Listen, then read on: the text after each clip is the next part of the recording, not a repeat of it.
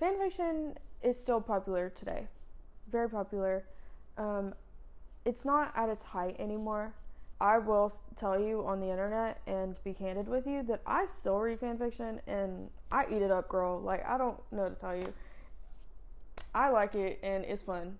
Some of the more popular ones, these are just like Five Sauce and Harry Styles because those are it's my area of expertise. But Malignant, which is where Harry Styles is a gang leader. Deception, which is a dark Luke Hemmings story. Cherry, which the main character is a girl. I think her name's Cherry. I don't know. I haven't read it. But she's like Harry's songwriter. That's cool.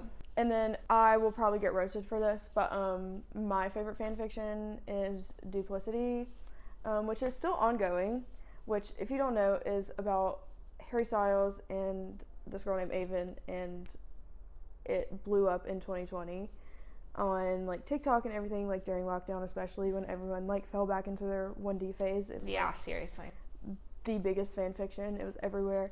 But now the sequel is ongoing, and you can read it on Wattpad if you want. It's basically about Harry and the rest of the 1D boys, and they're in the mafia. But they're in a rock band called Duplicity. So if you want to read it, be my guest. Yeah, and like she mentioned, Wattpad, that is still one of the most popular places today to read fan fiction. So we want to show you the most popular places that if you want to pick up a fan fiction book, you can, virtually. And so, pick it up virtually. The first one we'll talk about is Wattpad. So Wattpad has been around since 2006. And it was really the main platform when fan fiction was at its peak around like 2012, 2015-ish. And it is still popular today. And when you go on, they have everything from completely made up stories like a real fiction book to fan fiction books. Usually the quality is like a little bit lower. It's more about the story and not as much about the grammar or the writing. And so just take that into consideration. On Wattpad, they usually release them chapter at a time. And so sometimes you'll only see that there's 3 chapters of a book, and that just means it's unfinished. The writer's still writing, which is kind of cool that you get to follow along as they write and see their comments, or they'll kind of leave notes every week of, what quote the fans or readers said, which is cool. It is still free to read, but there are ads. There is like a pro version, but you can read it for free with just the ads. And then the other main platform that is popular for fanfiction is Archive of Our Own, or AO3 for short. Straight from their website, it's a fan-created, fan-run, non-profit, non-commercial archive for transformative fan works like fanfiction, fan art, fan videos, and podfic. Most people that I know that use AO3 use it just for fanfiction. I think that fanfiction is the most popular form of content that is on AO3. AO3, I think, is becoming more popular than Wattpad, especially nowadays, because one, you have to request to join AO3. You have to be like invited to join, and then also the works are a little bit higher quality, so oftentimes they are better written than works on Wattpad, I would say. It's definitely not as user-friendly as Wattpad, though. So if you're brand new to fanfic, go to Wattpad. Yeah, for sure. There's also like a lot more niche stories. I thought it was crazy, too. They said on their website, there's over 57,000 fandoms. Like, I did not even know there were that many fandoms to exist, let alone have fanfiction written about. Yes, it's crazy. Yeah, so AO3 has a wider variety and selection of fan fiction as well versus Wattpad. Some other platforms that are used a lot today, but were not initially created for fan fiction, but are still kind of used in that genre. One of the biggest ones is Twitter. And these fans will just use the actual where they put the tweets or put in photos of like the imagines, the one-shots. If you don't know what that is, check this out and learn more about what the types of fan fiction are.